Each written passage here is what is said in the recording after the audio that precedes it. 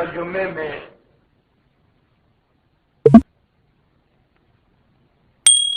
کچھ اس قسم کے مسائل عرض کیے تھے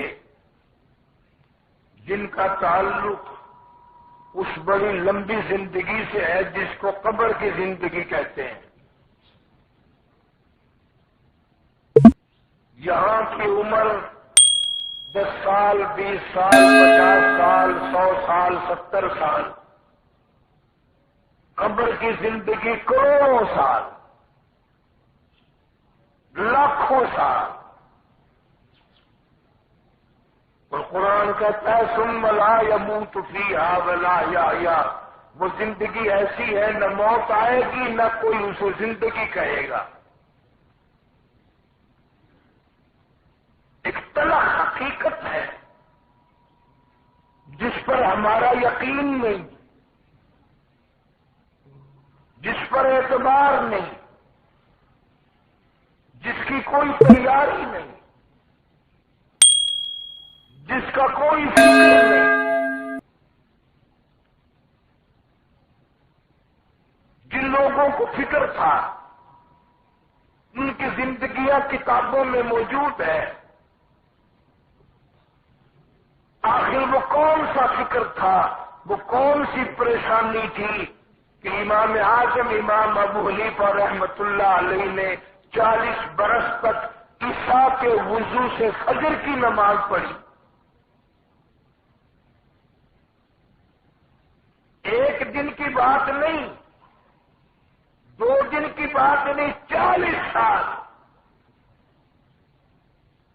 گرمی، سردی، بیماری، سفر، دکھ درد، خوشی، غمی، 40 سال میں اس اللہ والے کی یہ حالت رہی کہ جو عشاء کی نماز کے لیے وضو کیا ہے اسی وضو سے فجر کی نماز پڑھی۔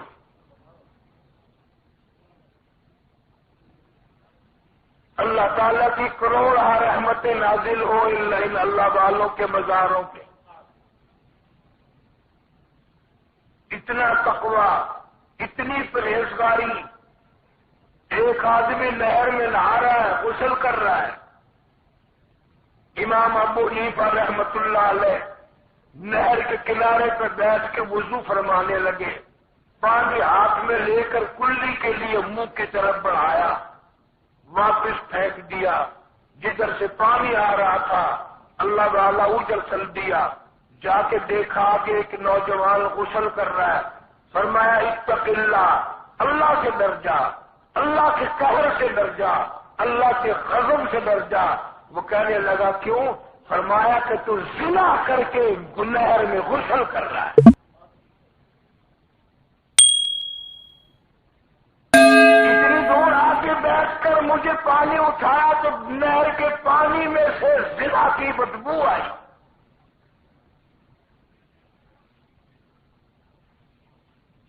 اتنا عظیم آدمی،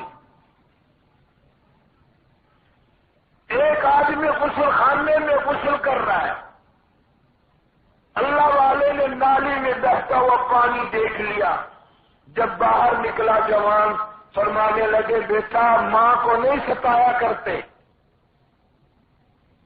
ماں کا دل نہیں دکھایا کرتے۔ نے کہا جی آپ کو کیا پتا؟ فرمایا جو تیرے جسم کے اوپر سے پانی بہ کر اس نالی میں آیا ہے اس پانی میں جو گناہ تھے انہوں نے مجھے بتایا ہے کہ یہ والدہ کا نافرمان ہے۔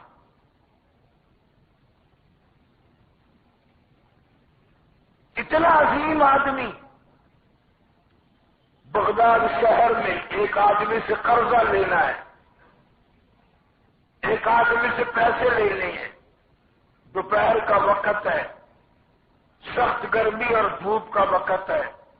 امام ابو حنیفہ رحمۃ اللہ علیہ دھوپ میں کھڑے ہیں۔ کسی نے پوچھ لیا حضرت یہ دیوار کا سایہ ہے، یہاں سائے میں کو کھڑے ہو جاؤ۔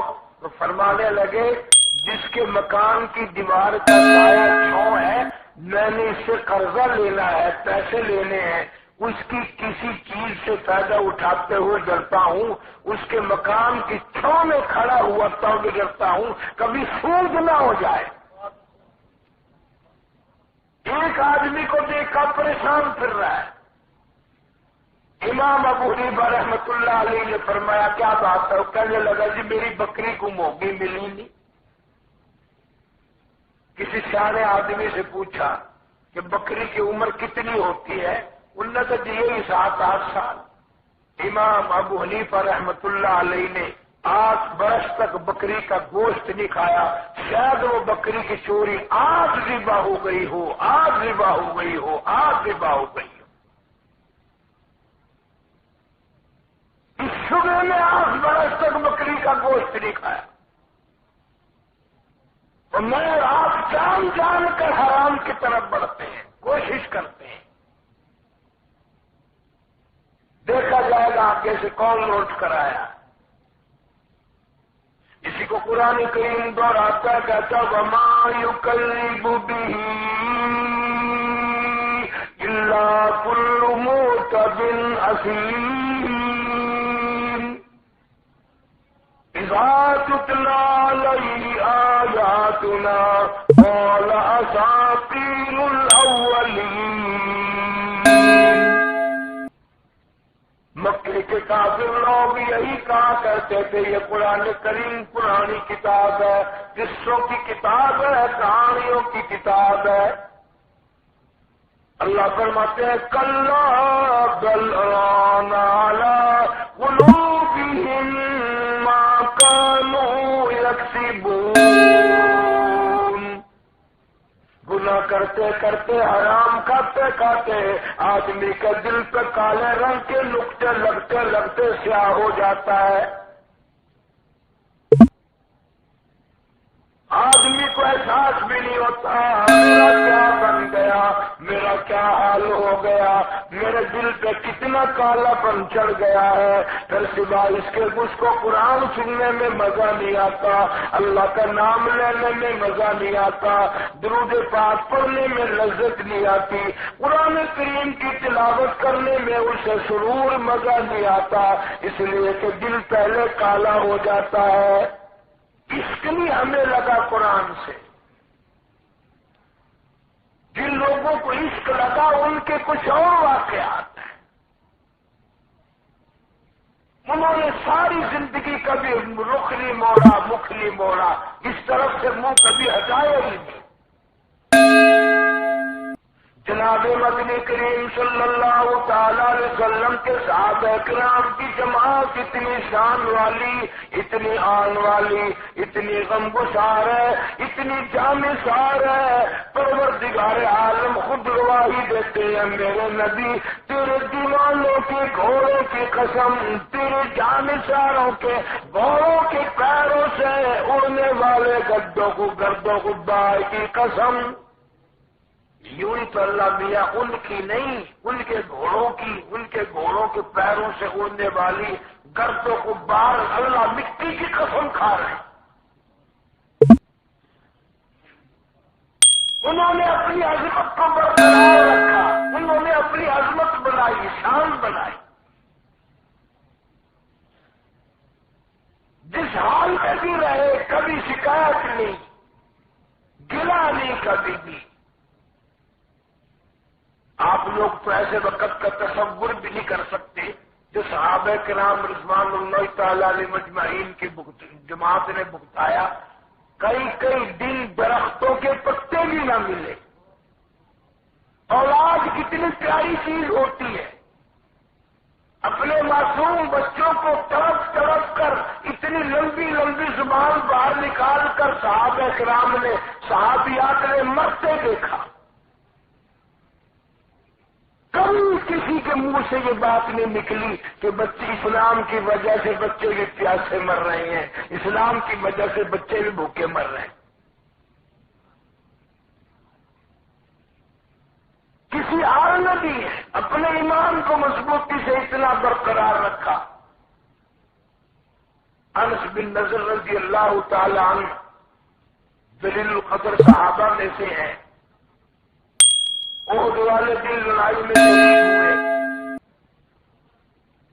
مسلمانوں کو شکست ہو گئی، کافروں نے غلط خبر پھیلا دی کہ نعوذ باللہ محمد صلی اللہ علیہ وسلم شہید ہو گئے۔ انس بن نضر رضی اللہ تعالیٰ عنہ نے دیکھا کہ فاروق اعظم اور دوسرے صحابہ کرام رضوان اللہ تعالیٰ علیہ اجمعین پریشان کھڑے اور تتر بتر بھاگ رہے ہیں لوگ. انس بن نضر کہنے لگے میں یہ کیا دیکھ رہا ہوں, تمہاری یہ کیا حالت ہو رہی ہے؟ جناب فاروق اعظم رضی اللہ تعالیٰ عنہ نے جواب دیا حالت کیسے نہ ہو, محمد صلی اللہ علیہ وسلم کو شہید کر دیا گیا اس لیے پریشان کھڑے ہیں. انس بن نضر رضی اللہ تعالیٰ عنہ کہنے لگے کھڑے ہونے سے کیا بنتا ہے, جب حضور ہی دنیا سے تشریف لے گئے اب دنیا میں رہ کر تم کیا کرو گے؟ آگے بڑھو, تلوار لے کر کافروں کے ساتھ لڑ کر شہید ہو جاؤ, دنیا میں رہنے کا فائدہ کوئی نہیں. تتر مسلمان شکست کھا کر جب ادھر ادھر بھاگنے لگے بیچ میں آ گئے. ایمان کی بات ہے, سیدہ صفیہ رضی اللہ تعالیٰ عنہ حضور کریم صلی اللہ علیہ وسلم کی سگی پھوپھی ہے, برچھا مار کر واپس کر رہی تھی. کدھر جا رہے ہو؟ واپس چلو, اور پہاڑ سے جنت کی خوشبو آ رہی ہے. اب ہمیں کیسے یقین آئے کہ پہاڑ سے جنت کی خوشبو کیسے آ سکتی ہے؟ پہلے وہ ناک تو پیدا کرو, پہلے وہ ناک پیدا کرو جو صفیہ کو خوشبو آئی. ہمارا وہ ناک ہی نہیں ہے. وہ مزاج پیدا کرو, وہ دماغ پیدا کرو, وہ ذہن پیدا کرو جو صحابہ کرام رضوان اللہ تعالی علیہ اجمعین کی پوری جماعت کا دماغ تھا, تربیت تھی حضور کریم صلی اللہ علیہ وسلم کی بنائی.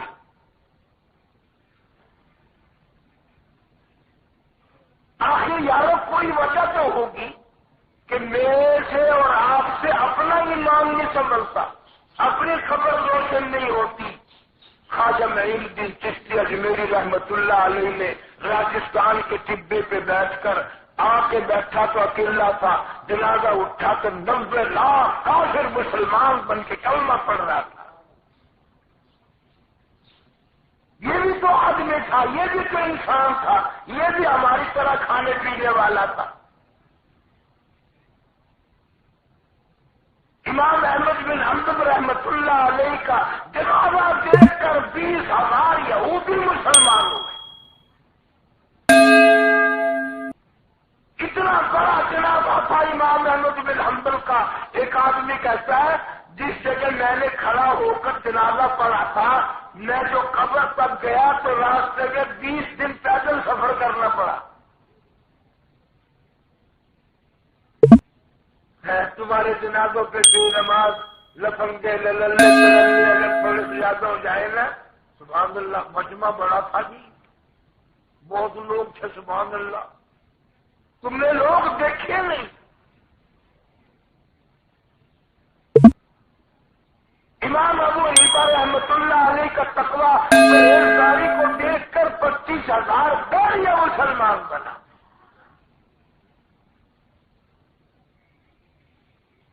آخر کیا وجہ تھی؟ ان کو خدا نے اتنی بڑی توفیق کہاں سے دے دی تھی؟ اور امام احمد بن حنبل رحمت اللہ علیہ کو کسی نے بعد وفات کے بعد خواب میں دیکھا تو جنت میں کھڑے ہوئے عرش الہی کو ٹکٹکی باندھ کر تک رہے ہیں, دیدار کر رہے ہیں. پوچھا یہ کیسے ملا اتنا بڑا مقام کہ جنت میں تو دنیا جائے گی لیکن اللہ کا دیدار تم ہر وقت کر رہے ہو؟ امام احمد بن حنبل نے جواب دیا میں نے جو قرآن کے لیے مار کھائی, کوڑے کھائے, 2 سال تک اللہ تعالیٰ نے فرما دیا کسی کو دیدار میرا 1 دفعہ ملے گا, کسی کو 2 دفعہ ملے گا, کسی کو 4 دفعہ ملے گا. وہ احمد بن حنبل تو میرے قرآن سے مار کھانے والا, آنکھ تیری ہو دیدار میرا ہو.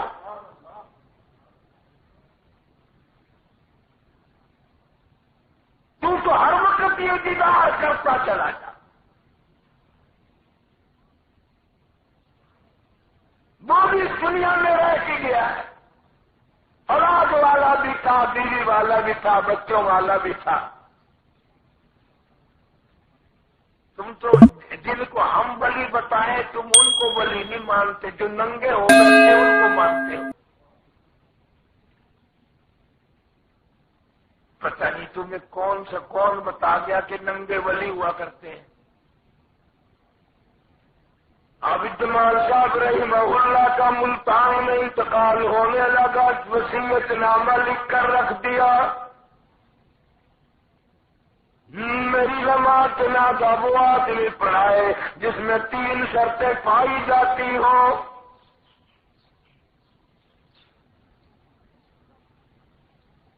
پہلی شرط حافظ صاحب رحمت اللہ علیہ نے یہ لکھ دی، میری نماز جنازہ وہ آدمی پڑھائے جس کی ساری عمر میں جب سے اس نے ہوش سنبھالا ہو، جب سے عقل ٹھیک ہوئی ہو، جب سے جوان ہوا ہو، بالغ ہوا ہو، سیاںا ہوا ہو، اس دن سے لے کر آج تک کبھی جماعت کی نماز قضا نہ ہوئی ہو۔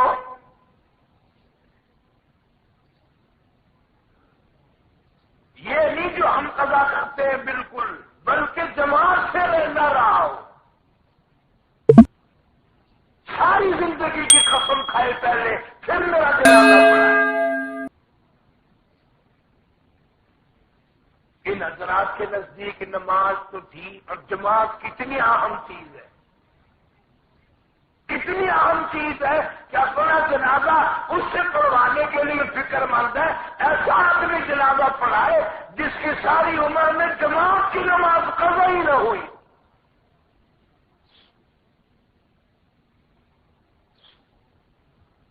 اللہ والوں سے جنازہ پڑھوا کر خوش ہوا کرتے تھے۔ آج ہمیں ایسے لوگ تو کہاں ملیں گے کہ جن کی جماعت کی نماز قضا نہ ہوئی ہو؟ یہاں تو بالکل ہی نہیں پڑھتے، اچھے خاصے دیندار حاجی نمازی مولوی بھی رگڑا چلاتے، پرواہ ہی نہیں کرتے۔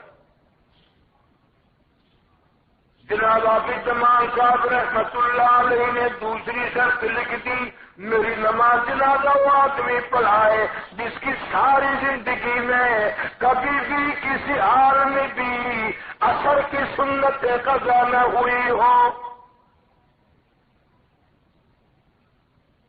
یہ غیر موقدہ سنت ہے، نفل کے درجے میں ہے، لیکن اللہ والا کہتا ہے میں تو اپنا جنازہ اس سے پڑھواؤں گا جس سے اثر کی سنتیں بھی کبھی قضا نہ ہوئی ہوں۔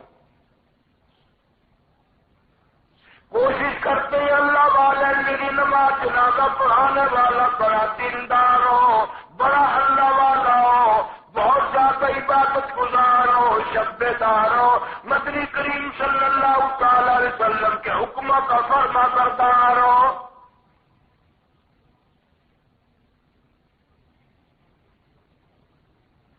تیسری شرط لکھ دی حافظ جمال صاحب رحمت اللہ علیہ نے، ملتان میں مزار ہے، میری نماز جنازہ وہ آدمی پڑھائے، میرا جنازہ وہ آدمی پڑھا سکتا ہے جس کی ساری عمر میں، ساری جوانی میں، کل عمر میں آج تک کبھی بھی بارش میں، سفر میں، بغیر بارش کے کسی حال میں بھی اس کی آج تک تہجد کی نماز قضا نہ ہوئی ہو۔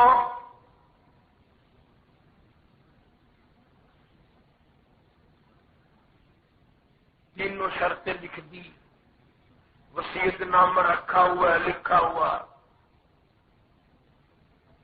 رات گزر گئی، دن سارا گزر گیا، جنازہ رکھا ہوا ہے،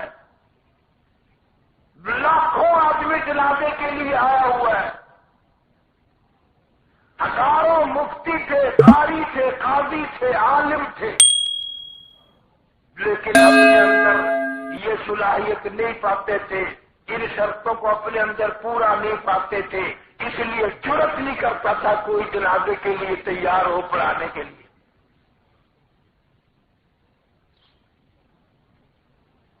آج کل تو جنازہ پڑھانے کے بعد اگر کوئی پیسے نہ دے تو ملا کا منہ بگڑ جاتا ہے۔ یہ کوئی 20 سال کی بات ہے، ضلع سیالکوٹ میں قصبہ ہے بدو ملزی،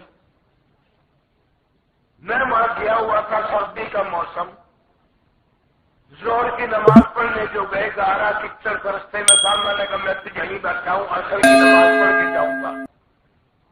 عصر کی نماز پڑھنے لگے تو ایک بچی کو جنازہ لے کر، چھوٹی سی چند مہینوں کی بچی کی میت لے کر آ گئے کہ جنازہ پڑھاؤ.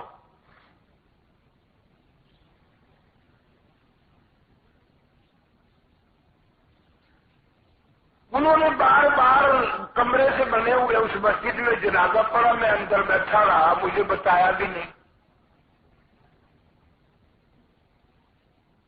جب تکرار ہوا تو میں باہر آ گیا. ابھی تیاری کر رہے تھے جنازے کی, میں بھی شامل ہو گیا. کوئی بوند پڑ رہی تھی, عصر کے بعد کا وقت تھا. اب مولوی نے جنازہ پڑھایا تو پرلے کنارے پہ جھگڑے کی آواز آئی. میں چلا گیا, میں نے کیا بات ہے؟ وہ بیچارہ نائی تھا, بال بنانے والا, اس کی بچی فوت ہوئی تھی. وہ کہنے لگا جی میں 5 روپے دیتا ہوں, اور مولوی کہتا ہے کہ اس مہنگائی کے دور میں جنازے کے 5 روپے, میں تو 10 لوں گا. کسی کی سنائی ہوئی نہیں, میں موجود ہوں. ملا مجھے بھی کہنے لگا کیوں جی آپ بتائیں مارکیٹ کا کیا حال ہے, بازار کا کیا حال ہے.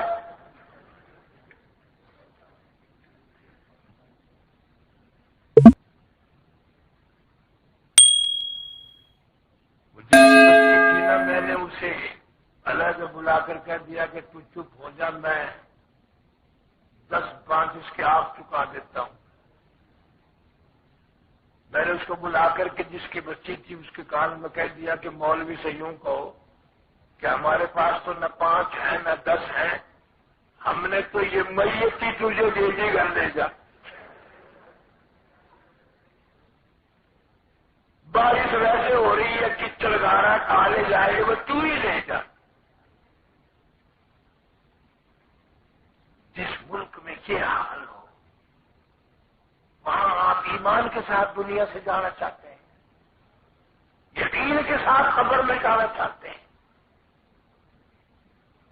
آج سے 10-20 سال پہلے تو بلکہ رواج یہ تھا, مرنے والے کا بیٹا, بھتیجے, بھائی اعلان کیا کرتے تھے کہ بھئی جس کا لینا دینا ہو ہم ضامن بیٹھے ہیں, اپنا آ کر کے ہم سے لینا دینا کرے, اور کرتے تھے.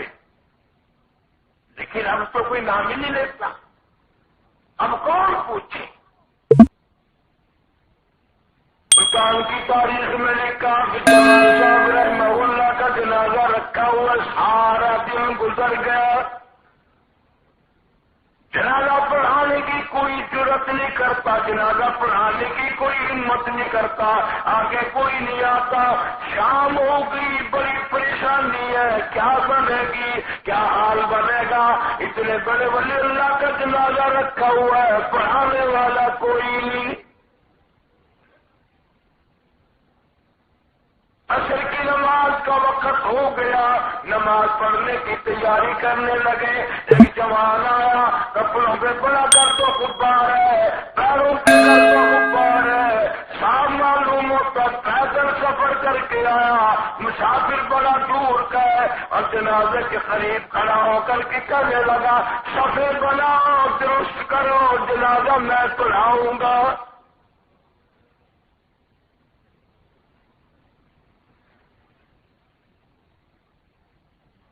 مسلمانوں میں کچھ تو ہوتے ہیں نا عمل کرنے والے, کچھ بتانے والے. ایک طبقہ ہر جگہ, ہر مسجد میں, ہر محلے میں ہوتا ہے صرف اعتراض کرنے والا. ان کا کام یہی ہوتا ہے کہ وہ ہر چیز پہ اعتراض کرتے ہیں. وہ فوراً دوڑے اور جا کر کے اس اللہ والے کو جو جنازہ پڑھانے کے لیے تیار کھڑا تھا کہنے لگے آپ کو شرطیں معلوم ہیں؟ یہاں بھی تو مفتی بیٹھے ہیں, بڑے بڑے قاضی بیٹھے ہیں, بڑے بڑے عالم بیٹھے ہیں, شیخ الحدیث بیٹھے ہیں. آپ نے پہلے وصیت نامہ دیکھا ہے, ایسے اعلان کر رہے ہو میں جنازہ پڑھاؤں گا. اللہ والے نے جواب دیا الحمدللہ میں نے وصیت نامہ دیکھا ہوا ہے, میں ان کو پہلے سے جانتا ہوں, میں جماعت کراؤں گا. اللہ آج تک اس فقیر کی جماعت کی نماز قضا نہیں ہوئی.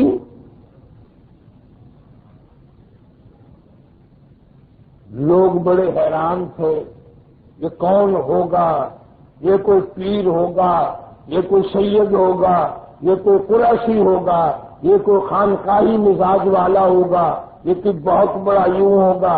لیکن جب پوچھا، جنازہ ہو چکا، پوچھا کہ آپ کون ہیں؟ فرمایا میرا نام خواجہ خدا بخش ہے، ذات کا کمبھار ہوں، خیر پور چاندہ والی کے رہنے والا ہوں.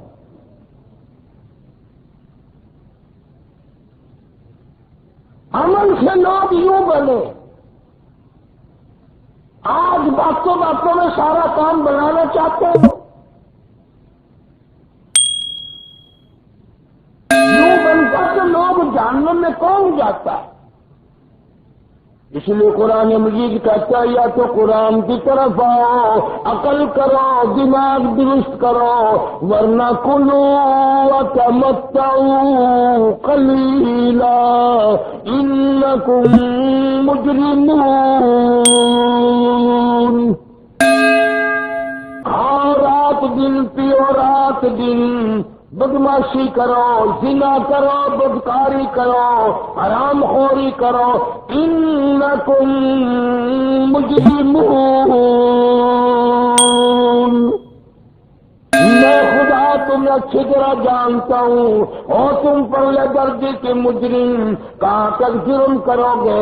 ان بطش ربک لشدید، میری پکڑ بڑی سخت ہے. جس دن پکڑوں گا اس دن تمہیں پتہ چلے گا میری قدرت کہاں تک تھی. آج تجھے پتہ نہیں چل رہا. عشق کے تحت جن لوگوں نے جو کام کیے وہ سارے کے سارے اسی طرح ہوئے. غازی الدین شہید رحمہ اللہ میاں والی جیل میں ہے.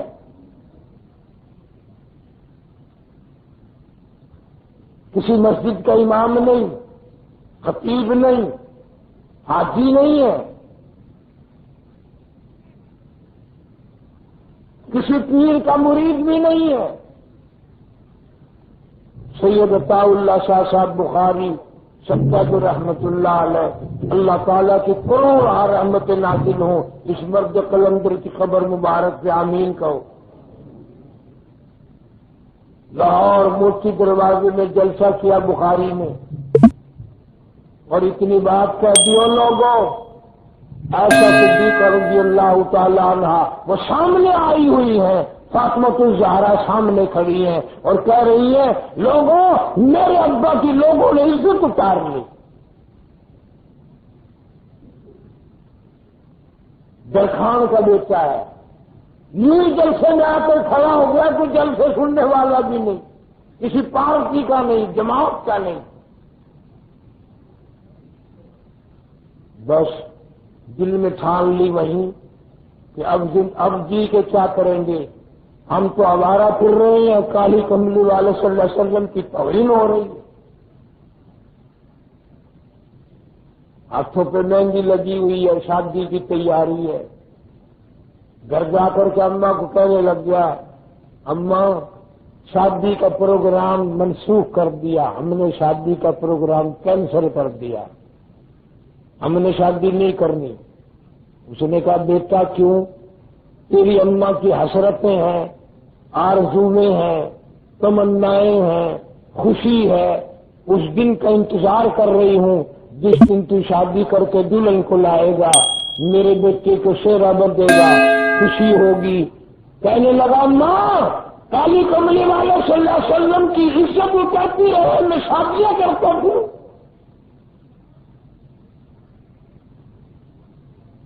ہم نے شادی کا پروگرام کینسل کر دیا. کہنے لگی بیٹا میری سمجھ میں بات نہیں آئی، میں نہیں سمجھی. کسی نے لڑکی کی شکایت تو نہیں کی، کسی نے چگلی کر دی ہوگی، کسی نے گلا کر دیا ہوگا، تیرا کام خراب کرنے کے لیے الٹ پلٹ بکواس کر دی ہوگی. وہ کہنے لگا نہیں اماں اب دنیا میں شادی کرنی نہیں، اب تو جنت میں شادی کریں گے. اب تو جنت میں شادی کریں گے. یہ اولاد یوں ہی نہیں بنا کرتی، کچھ ماں باپ کے اندر بھی ہوتا ہے. دونوں ماں بیٹے ہیں، تیسرا گھر میں کوئی نہیں. جب ماں کو بتایا کہ ایسے ایسے کرنے کا پروگرام ہے، راجپال کافر کو میں قتل کروں گا، ظاہر بات ہے کہ میں بھی پھانسی لگ جاؤں گا. پھر ماں روئی نہیں، پھر ماں نے ٹکرے نہیں ماری، پھر ماں نے ٹھوکریں نہیں کھائی. جولی پلا کو کہنے لگی مولا میرے ایسے مقدر کہاں کہ میرا بیٹا تیرے نبی کے قربان ہو جائے. میں ایسی قسمت والی کہاں. الہی یہ نہ دیکھیو کس بات کا ہے، کون ہے، میرا یخ جگر ہے تو قبول فرما. میں ماں کی بھی عزت بن جائے گی. بابا کیوں سوچا کرتے ہیں.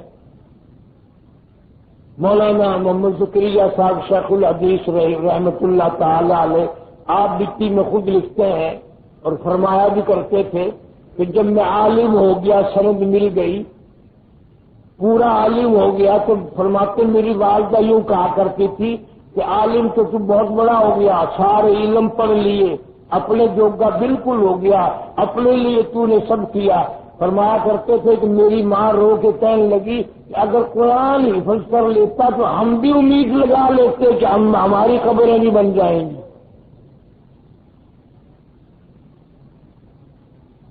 مجھے اللہ کا وعدہ ہے نا کہ حافظ قرآن عمل والا ہو. 10 آدمی ماں باپ بہن بھائی رشتہ داروں میں سے ایسے جن کو قیامت کے دن دوزخ کے پروانے مل چکے ہوں گے، ان کے بارے میں جو سفارش کرے گا، شفاعت کرے گا، 10 کے 10 کو ہاتھ پکڑ کے جنت میں لے جائے گا.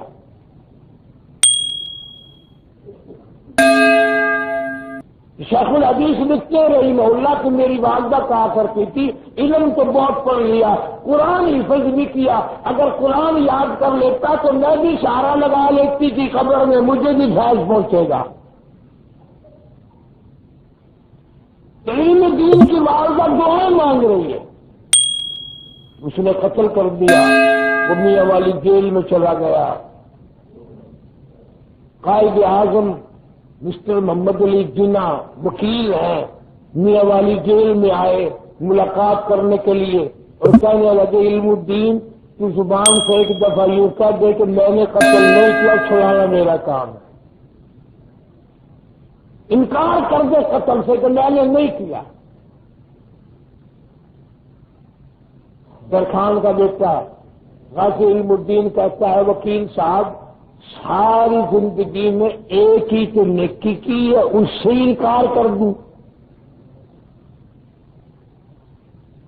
ساری عمر آوارگی میں گزر گئی، ایک ہی تو نیکی کمائی ہے، اس سے خود انکار کر دوں.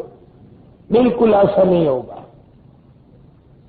پھر وکیل صاحب نے کہا کہ اچھا تم یوں کہہ دو کہ جس وقت میں نے قتل کیا میں ہوش میں نہیں تھا، حواس میرے ٹھیک نہیں تھے، میں جذبات میں آ گیا تھا، غصے میں تھا، مجھے کوئی پتہ نہیں چلا. فرمانے لگے کہنے لگا وکیل صاحب ساری زندگی بے ہوشی میں کٹی ہے، وہ ایک ہی گھڑی تو ہوش والی تھی. ساری عمر بے ہوشی میں کٹ گئی، ایک ہی لمحہ تو ہوش کا آیا تھا. بالکل نہیں کہوں گا. مولانا قاضی احسان احمد سجابادی رحمہ اللہ تعالی علیہ، اللہ تعالی کی کروڑوں رحمتیں نازل ہوں اس جوان کی قبر مبارک پہ آمین کہو.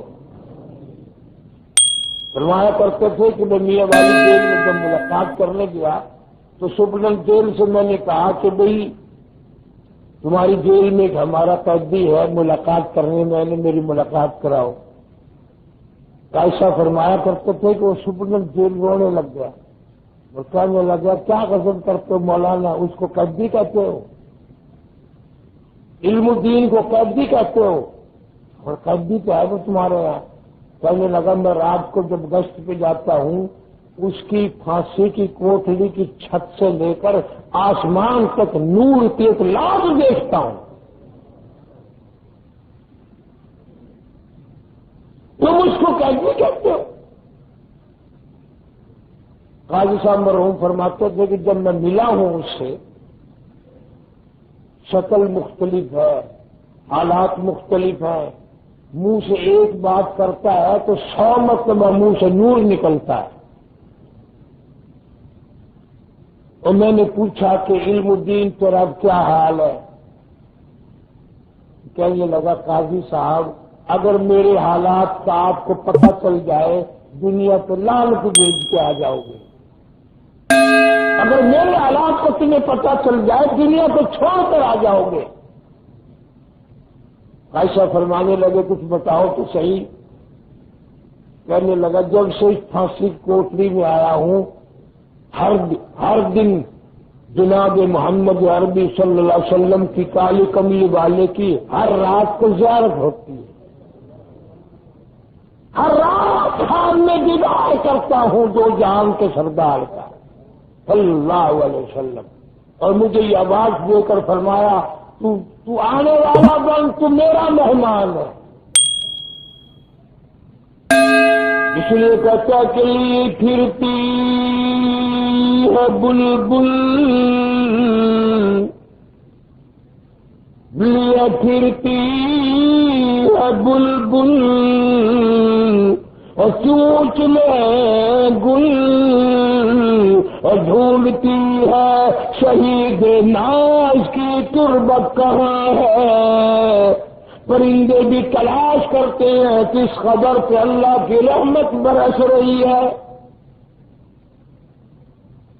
حافظ ضامن شہید رحمت اللہ علیہ شاملی کے میدان میں زخمی پڑے ہیں، گولیاں مار دی انگریزوں نے، تڑپ رہے ہیں. مولانا گنگوہی رحمت اللہ علیہ نے دیکھ لیا، فرمایا حافظ صاحب کیا بات ہے؟ فرمانے لگے الحمدللہ میرے دل کی تمنا پوری ہو گئی، میری حسرت پوری ہو گئی، میری تمنا پوری ہو گئی. شہادت کا شوق تھا اللہ نے پورا کر دیا. اب ایک اور جذبہ باقی ہے، دل یہ چاہتا ہے تیری گود ہو، میرا سر ہو، تیری زبان ہو، سورت یاسین ہو، سنتا ہوا دنیا سے رخصت ہو جاؤں. کسی کو ملنے کی تمنا نہیں، کسی کی زیارت کی خواہش نہیں، رشتے دار کو ملنے کی آرزو نہیں، کسی خاندان کو ملنے کی آرزو نہیں، کسی دوست کو ملنے کی تمنا نہیں. فرماتے ہیں بس ایک تمنا ہے، قرآن پڑھتا بھی جاؤں سنتا بھی جاؤں، جب آخری موت کا جھٹکا لگے میرے منہ پہ بھی قرآن ہو، میرے کانوں میں بھی قرآن ہو.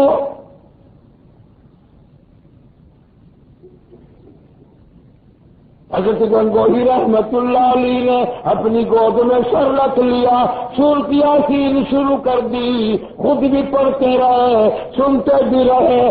دنیا سے اس حالت میں رخصت ہو گئے اور کہتے ہوئے کہ فنا فی اللہ کی تہ میں، فنا فی اللہ کی تہ میں بقا کہ راز مضمر ہے.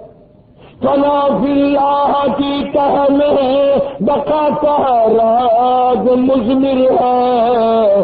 جنہیں مرنا نہیں آتا انہیں جینا نہیں آتا، جنہیں مرنا نہیں آتا انہیں مرنا نہیں آتا، جنہیں مرنا نہیں آتا انہیں جینا نہیں آتا. جو مرنے کی تمیز نہیں رکھتے جینے کا سلیقہ کبھی نہیں ہوا کرتا.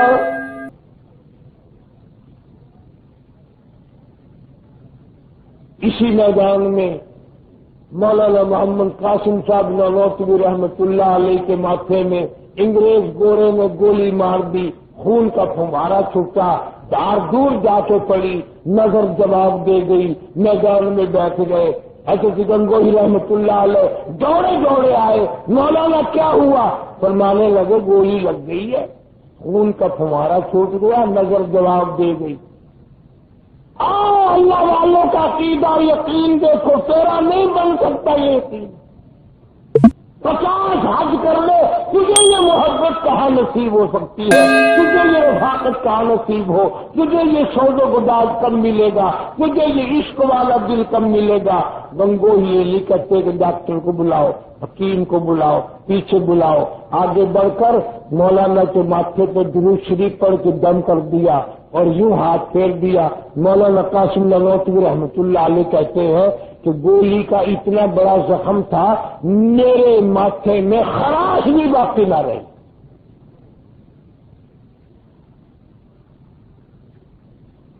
اس سامنے سے درود شریف پر یہ یقین ہے کہ درود اتنا برکتوں والا ہے۔ گولیوں پہ یقین ہے، ٹکے پہ یقین ہے، ڈاکٹر پہ یقین ہے، حضور صلی اللہ علیہ وسلم کی ذات مبارک پر درود شریف پہ ہمیں یقین نہیں کہ یہ بھی ہمارا کام کر دے گا، یہ بھی ہماری مصیبت میں کام آئے گا۔ ارے یہ تو اس مصیبت میں بھی یہ کام آئے گا قیامت کے دن جب کوئی کام نہیں آئے گا۔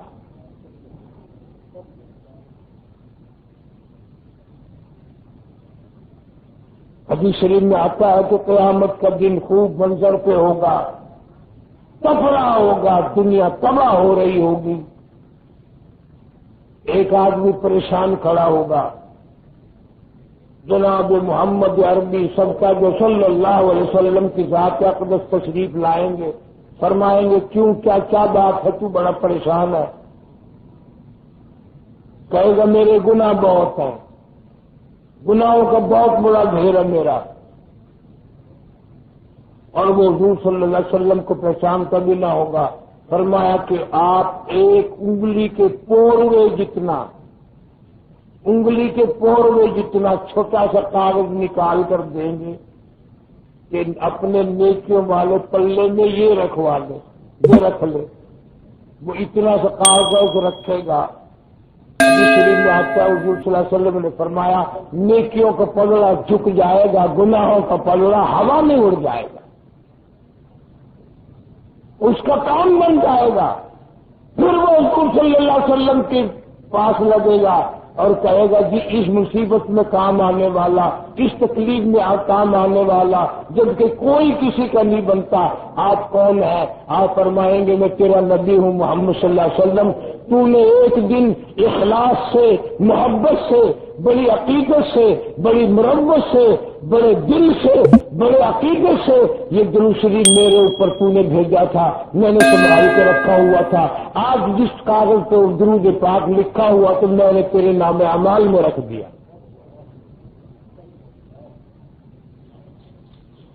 کہاں یقین ہے؟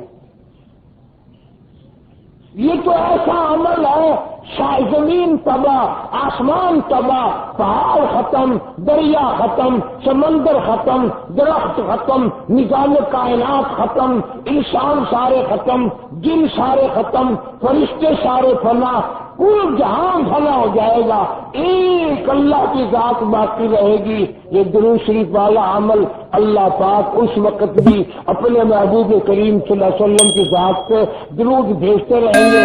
جہان ختم ہو جائے گا، درود ختم نہیں ہوگا۔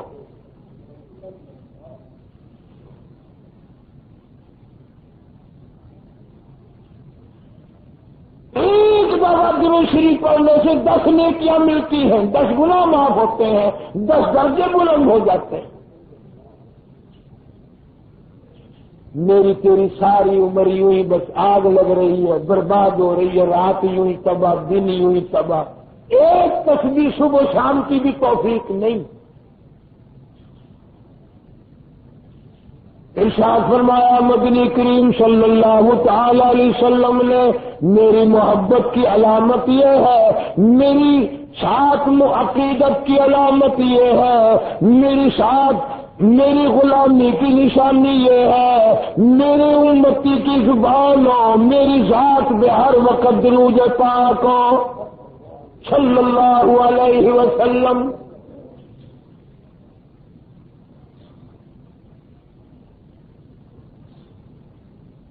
ویسے تو بڑے کرتے ہیں جی ہمیں بڑی محبت ہے، ہمیں بڑی محبت ہے، اور سارا زور میلوں پہ لگ رہا ہے، سارا زور میلوں پہ عرصوں پہ لگ رہا ہے۔ جناب ابو بکر صدیق رضی اللہ تعالیٰ عنہ، فاروق اعظم رضی اللہ تعالیٰ عنہ، عثمان ذی النورین رضی اللہ تعالیٰ عنہ، علی مرتضی رضی اللہ تعالیٰ عنہ، سعد ابی وقاص رضی اللہ تعالیٰ عنہ، عبد الرحمن بن عوف رضی اللہ تعالیٰ عنہ، ابو عبیدہ بن جراح رضی اللہ تعالیٰ عنہ، یہ جتنے بھی بڑے بڑے صحابی ہیں، کبھی کسی نے عرس نہیں لگایا، کبھی کسی نے قبروں کی مٹی نہیں چھاتی۔ تمہارا دین کہاں سے آ گیا؟ قرآن کو ٹھوکر مارتے ہو اور بکواس میں چلتے ہو۔ ہزاروں مر رہے ہیں لوگ صرف اس کام میں جانے آنے میں۔ جناب نبی کریم صلی اللہ تعالی علیہ وسلم کی شان بیان کرتے ہوئے قرآن نے اعلان کر دیا، قل اطیعوا اللہ والرسول، میرے محبوب کریم صلی اللہ علیہ وسلم کی اطاعت کرو، فرما برداری کرو، غلامی کرو، اور اگر نہیں کرو گے فَإِن تَوَلَّوْا فَإِنَّ اللَّهَ لَا يُحِبُّ الْكَافِرِينَ۔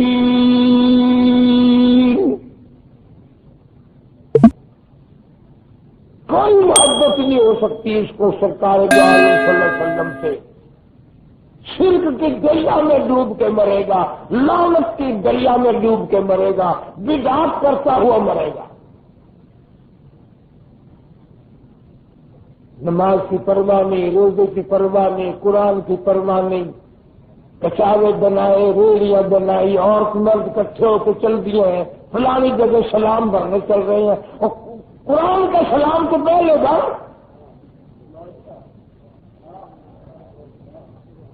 تیرے گھر میں قرآن رکھا، تو نے قرآن کو کبھی سلام نہیں بھرا، نماز کو کبھی تو نے سلام نہیں بھرا، روزے کو سلام نہیں بھرا، قبر والے کو سلام بھرنے جا رہے۔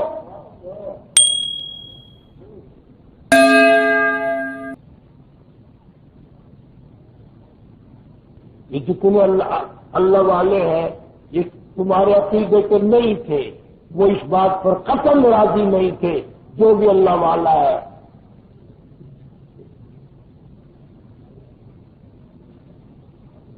غلامی شرط ہے، اطاعت شرط ہے ہر معاملے میں۔ مہد سے لے کر لاحق تک محمد کریم صلی اللہ علیہ وسلم کا دامن پکڑنا پڑے گا۔ اپنی مرضی سے نہ شادی کر سکتے ہو، اپنی مرضی سے نہ خوشی کر سکتے ہو، غلام ہے تو پھر غلام بن کے مرنا پڑے گا۔ بڑے بڑے لوگوں نے غلامی کی۔ ایک دن جناب فاروق اعظم سب کا رضی اللہ تعالیٰ عنہ کوئی بات سامنے آ گئی ہوگی، مدینے میں اللہ سب کو زیارت نصیب فرمائے، مدینے پاک میں مسجد نبوی میں جمعے میں اعلان کر دیا، یہ بات ذرا سمجھنے والی ہے، جمعے میں اعلان کر دیا کہ جو عورتیں حضور صلی اللہ علیہ وسلم کی ازواج مطہرات رات کی بیٹیوں سے زیادہ حق مہر مانگتی ہیں، وصول کرتی ہیں، میں ان سے حق مہر کے پیسے چھین کر بیت المال میں داخل کر دوں گا۔ زیادہ حق مہر نہ رکھو، جو رکھے گی اس کے پیسے میں وصول کر کے بیت المال میں داخل کر دوں گا۔ جمعے میں اعلان کر دیا، مسلمان مرد عورتوں نے سنا، جب جامع مسجد سے باہر نکلنے لگے ایک مدینے کی بڑھیا آئی، اللہ اللہ، اور آقا لگے امیر المومنین رضی اللہ تعالیٰ عنہ، وہ بڑھیا تو کتنی شان والی ہوگی۔ آج کی بڑھیا تو یہی بتائے گی نا کہ سلام بھرنے گئی تھی تو فلانی اوپر سے لال لا کے گئی نہیں، ترکیب بتائیں گی بدعت کی، شرک کی۔ اللہ اللہ مدینے کی بڑھیا فاروق اعظم کو گھیرے کر لیا اور کہتی ہے کہ آج پتا چلا تجھے تو قرآن بھی نہیں آتا۔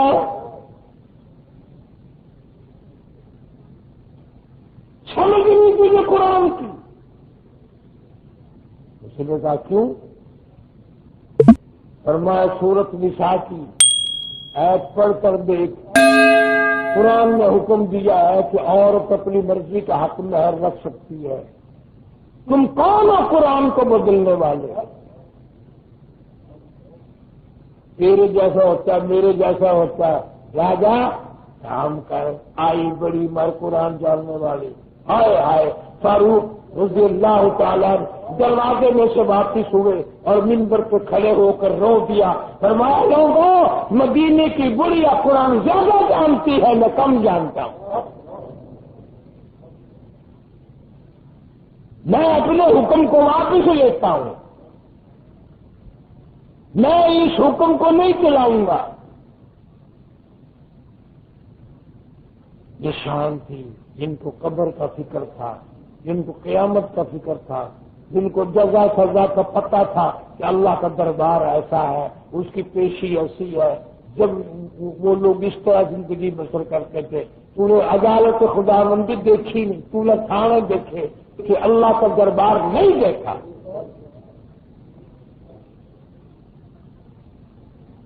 اگر دیکھ لیتا تو یہ حال نہ رہتا۔ قرآن کہتا فذرنی ومن یکذب بہذا الحدیث سنستدرجهم من حیث لا یعلمون واملی لهم ان کیدی متین۔